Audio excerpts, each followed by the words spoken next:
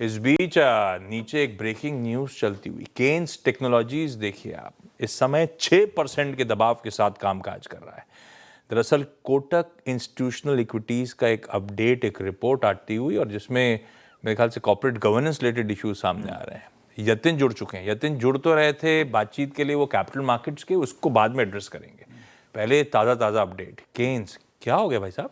तो आशीष, सुबह से ही केन्स का स्टॉक प्रेशर में है और पिछले कई दिनों से स्टॉक प्रेशर में ही हम देख रहे हैं। मतलब मुझे लगता है ये 6,000 साढ़े 6,000 के लेवल से स्टॉक कंसिस्टेंटली नीचे आ रहा है। बहुत सारे म्यूचुअल फंड ने यहाँ माल भी बेचा है। आज कोटक इंस्टीट्यूशनल की जो रिपोर्ट है, यहाँ इन्होंने एनुअल रिपोर्ट केन्स की खंगाली है और उसके अंदर बहुत सारे related party disclosures, cash flow mismatch, corporate governance issue की बातें की हैं, जिसके कारण शायद बाजार में आज इसका पैनिक बढ़ता हुआ आपको नजर पड़ रहा है। हम जो की हाइलाइट्स हैं रिपोर्ट की वो बताते हैं, क्योंकि जो रिपोर्ट है वो तो 20-25 पन्ने की है, हर चीज़ कवर करने की जो है यहाँ पॉसिबिलिटी नहीं है। लेकिन सबसे पहली बात कि जो रिलेटेड पार्टी ट्रांजैक्शंस हैं और जो डिस्क्लोजर्स हैं वो सही तरीके से नहीं किए गए हैं। और इस तरह मैको की अगर हम बात करें, जो कंपनी की एक सब्सिडरी है, उसको 45 करोड़ से ज़्यादा का अमाउंट पेरेंट कंपनी यानी जो प्रमोटर एंटिटी है उससे लेना बाकी है।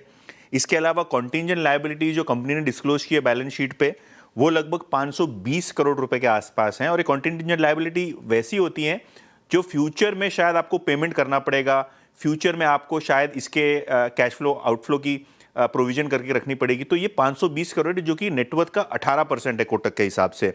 इसके अलावा जो रिसीवेबल डिस्काउंटिंग है, प्रोविजनिंग है, इसके कारण मार्जिन और प्रॉफिट दोनों पे आगे जाके हिट आ सकता है, ऐसा कोटक इंस्टीट्यूशनल इक्विटीज का मानना है। और 2025 में जो इनकी औसतन बोरोइंग कॉस्ट थी वो 17.5 पौने 18% के आसपास थी।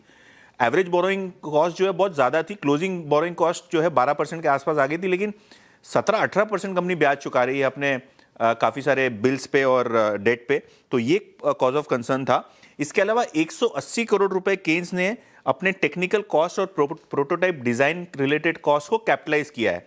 जब आप 180 करोड़ रुपए कैपिटलाइज करते हैं तो ये पीएनएल में आपको दिखाई नहीं पड़ता है। मतलब ये जो कॉस्ट है धीरे धीरे राइट ऑफ करती है कंपनी, लेकिन इससे आपका मुनाफा बढ़ता है। तो जब भी आप कोई कॉस्ट कैपिटलाइज करते हैं तो ये आपके मुनाफे को मिस रिप्रेजेंट कर सकता है। तो ये भी एक कंसर्न जो है वो कोटक ने रेज किया है। इसके अलावा जो कैश कन्वर्जन साइकिल भी है केन्स की, ये इंक्रीज हो गई है और 119 दिन तक पहुंच गई है। तो ये भी कंसर्निंग फैक्टर है, क्योंकि कैश फ्लो में कोटक को लगता है कि थोड़ा बहुत प्रेशर बनता हुआ नजर पड़ रहा है। तो बहुत सारे इश्यूज हैं जो कोटक को लगते हैं कि इसके कारण स्टॉक पे ओवरहैंग बना रह सकता है।